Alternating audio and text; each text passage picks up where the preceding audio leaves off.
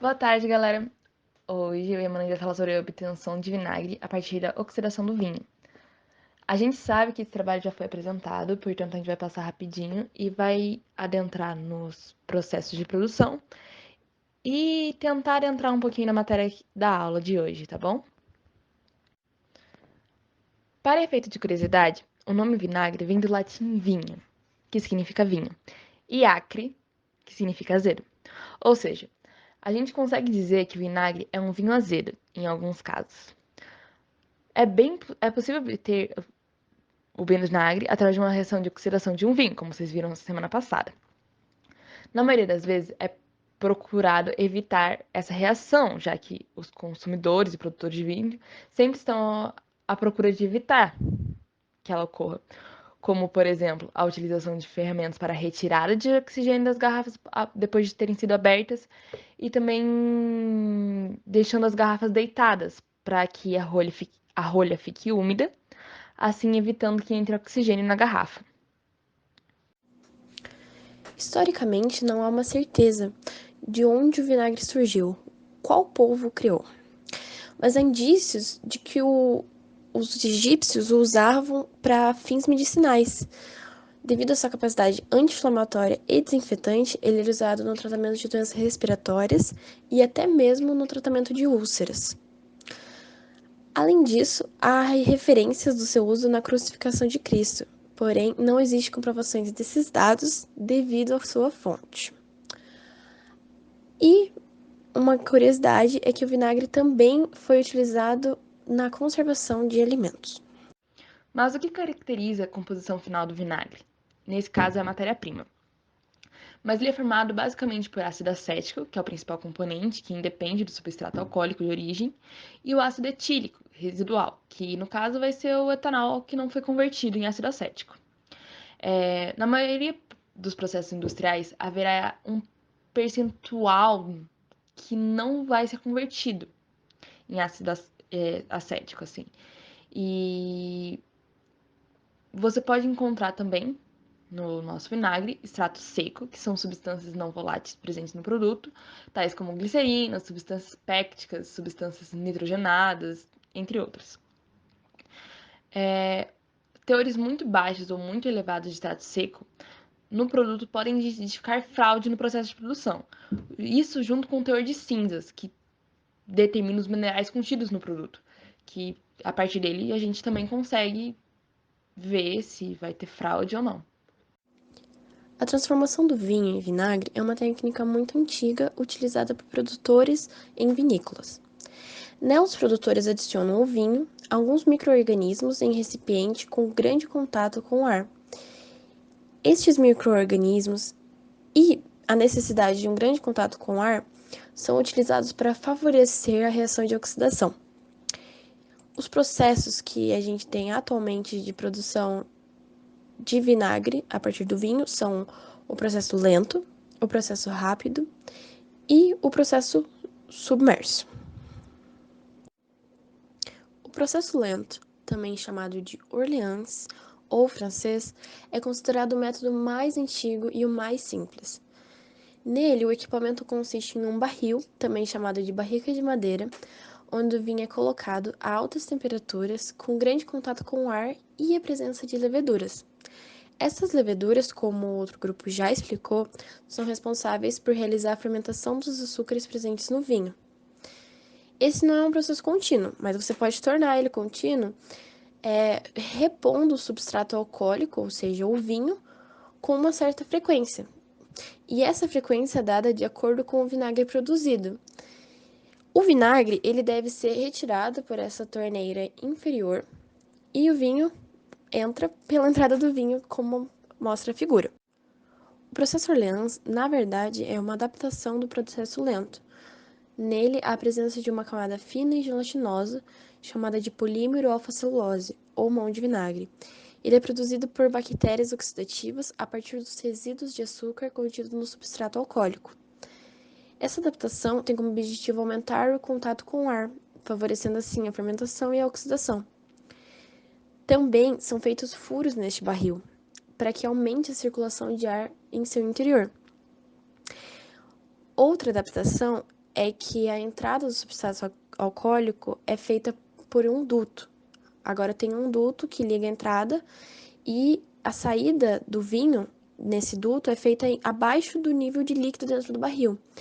E isso é para não causar perturbações nessa camada de gelatina aí.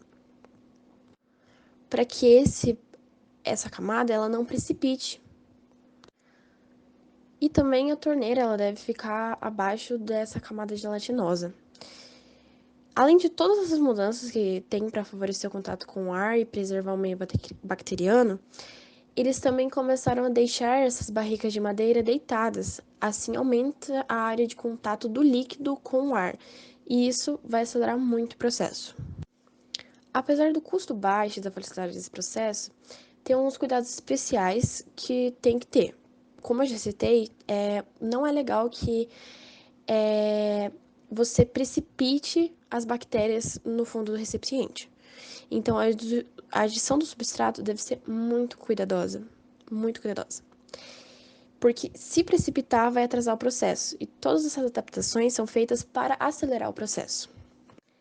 Além disso, pode ocorrer a proliferação de bactérias produtoras de celulose, e essas bactérias elas consomem o ácido acético e podem causar um odor desagradável.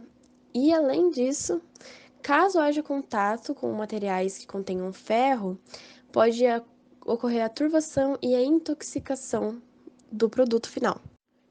Apesar de todos os cuidados que este processo demanda, ele é o melhor, porque ele é o único que consegue amadurecer totalmente o produto antes de ser retirado do equipamento. E isso reduz o sabor picante, o torna mais suave e mais agradável.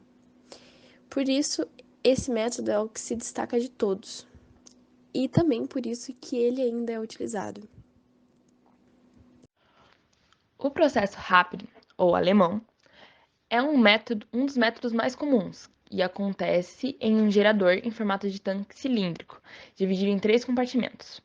A secção superior, onde ocorre o processamento do vinho por meio de um dispositivo borrifador, a seção maior, que é a do meio, a qual é preenchida com aparas de madeira, sabugos de milho ou outro material que permita a passagem de ar. E é onde acontece a oxidação do álcool para o ácido acético, devido à ação das bactérias acéticas. E por fim, a secção inferior, onde é depositado o vinagre. Sendo que a passagem de líquido entre as secções é feita através do gotejamento e o ar entra no gerador por meio de orifícios localizados no fundo falso da secção do meio. Esse ar é aquecido e aspirado por cima, com cuidado para não ultrapassar a temperatura de 30 graus. Para auxiliar no controle de temperatura, são utilizadas sempre petinas refrigeradoras, né? E é nomeado dessa forma por ter sido criado na Alemanha, né, no século XIX. E até meados do século XX era o principal método de produção industrial.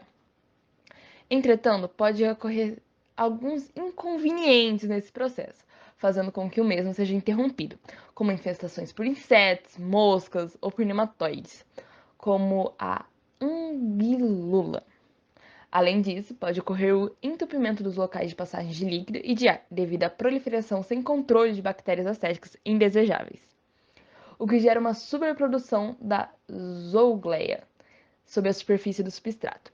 Mas apesar disso, ele continua sendo mais barato em relação ao mais atual. Por isso, muitos produtores acabam ainda preferindo por questões econômicas. Por fim, o processo submerso é o método mais moderno e o mais utilizado atualmente. A grande diferença nele é que as bactérias acéticas estão submersas no líquido a fermentar, local que elas vão se multiplicar e oxidar a mistura alcoólica em vinagre. Este é um equipamento de grande capacidade produtora, e por isso, para que a reação ocorra de forma adequada, é necessário que a oxidação seja bem controlada em todos os pontos do compartimento. Por isso, ele é feito completamente de aço inoxidável, contendo uma turbina de ar no fundo e tubos onde a água que refrigera o sistema circula. Além disso, esse processo é todo automatizado e ele possui um aparelho que registra o teor alcoólico do meio e que também é responsável por dispersar o vinagre depois de pronto. Apesar de ele demandar um grande investimento inicial, ou seja, um investimento inicial muito elevado, uma mão de obra específica e qualificada para a manutenção desse equipamento e também a necessidade de constância na produção, ou seja, você não pode ficar parando, porque isso atrasaria o processo, isso poderia afetar as bactérias ali, enfim. Então, para que este apesar de tudo isso, este é o método mais utilizado atualmente e o que possui a maior produtividade. Ou seja, ele é o que melhor se adapta à sociedade atual e o que consegue cumprir essa demanda. A reação da oxidação de vinho se trata de uma reação de oxidação do etanol, ou seja, este etanol presente no vinho reage com as moléculas de oxigênio no ar e oxida. Primeiro, o tornando um aldeído, etanal, e depois de oxidar este, se transforma em um ácido carboxílico, no caso, o ácido acético. Sobre o mecanismo dessa reação. Os álcoois, quando estão no meio que há a presença de um agente oxidante, como por exemplo uma solução de dicromato de potássio ou dipermanganato de potássio em meio ácido, os oxigênios presentes nesse meio, eles irão atacar os carbonos que estão ligados ao grupo funcional OH, formando um composto chamado de diolgemina, que possui duas hidroxilas ligadas ao mesmo carbono de alta estabilidade, e por isso ele gera água quando dá origem a um novo produto. Há três tipos de oxidação dos grupos funcionais de álcoois. Na oxidação de álcoois primários, um grupo funcional OH ligado a um carbono primário é oxidado. Inicialmente vai formar um aldeído, mas ele também vai ser oxidado, porque o agente oxidante utilizado nessa reação é muito forte. Ele é mais forte do que necessário para a reação em aldeídos. Então, o aldeído vai oxidar novamente. Ou seja, o oxigênio vai atacar a carbonila, produzindo ácido acético. Este é o mecanismo utilizado na formação do vinagre através da oxidação do vinho e pode ser. A oxidação de alcoóis secundários ocorre nos compostos em que o carbono da hidroxila está ligado a dois outros átomos de carbono e apenas um átomo de hidrogênio. Logo, só há um hidrogênio disponível para a oxidação atacar. Por isso, há a possibilidade de formação de apenas um composto, ou seja, após a reação ser formadas apenas cetonas. Na oxidação de álcoois primários, um grupo funcional OH ligado a um carbono primário é oxidado.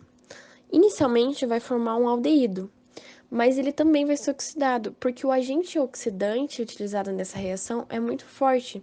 Ele é mais forte do que necessário para a reação em aldeídos. Então, o aldeído vai oxidar novamente. Ou seja, o oxigênio vai atacar a carbonila, produzindo ácido acético. Este é o mecanismo utilizado na formação do vinagre através da oxidação do vinho e pode ser. Teoricamente, a oxidação de álcools terciários deveria ocorrer em álcools terciários, certo? Mas ela não vai ocorrer. Por que ela não vai ocorrer? Porque os álcoois terciários são aqueles em que o carbono ligado ao grupo funcional OH também está ligado a outros três carbonos, ou seja, não vai ter nenhum hidrogênio disponível para que o oxigênio ataque. Então, não vai ocorrer a reação. Essa molécula é o terc-butanol e é um exemplo de álcool terciário. Agora, para dar aquela rematada no trabalho, a gente vai falar das características necessárias para o vinho, para que tipo ele seja um bom vinagre. O vinho, para esse processo, ele tem que ter algumas características marcantes, como apresentar características saudáveis, ser límpido, pouco turvo, isento de cheiros e gostos estranhos, né? Faz bem, né, galera? O vinho não deve conter produtos antifermentativos, né? Óbvio, né? Como, por exemplo, o dióxido de enxofre, que vai tornar inviável o desenvolvimento das bactérias acéticas e você não vai conseguir o vinagre, né? É recomendável certificar que os vinhos sejam secos, já que os açúcares residuais tendem a favorecer contaminações posteriores, especialmente por leveduras, hein? O vinho não deve conter metais, além do limite estabelecido pela legislação, né? Porque, poxa, a gente vai ingerir e nem conter um teor muito elevado de tanino e de matéria corante.